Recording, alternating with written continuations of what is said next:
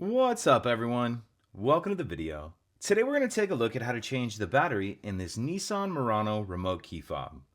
This Nissan Murano key fob is going to use replacement battery CR2032, and I'll put a link in the description box of this video to where you can find these replacement batteries if you're in need. The other thing I'm going to be using to replace this key fob battery is a flathead screwdriver. So the first thing I'm going to do is grab my key fob and remove the emergency key that's in the bottom of it. That's done by pressing this release on the back of the fob that my thumb's on, and the key will pull out like that. We can just set that key to the side.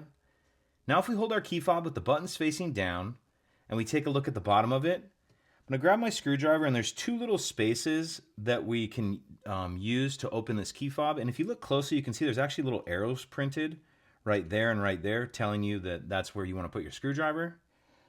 So what I'm going to do is get my screwdriver, and you want to make sure that it fits in that space right there in between that black and silver plastic. Then I'm just going to carefully pry up like that.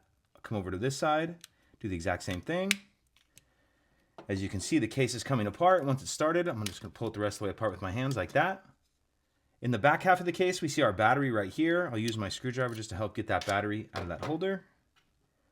Grab my new replacement battery, and you want to make sure that you're installing your new battery with the plus side down, positive side down.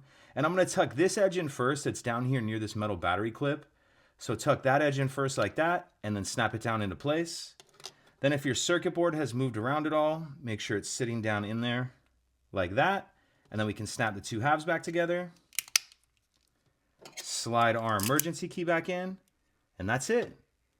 If you could take a second to like and subscribe, it helps us out, and I'd appreciate it. Thank you.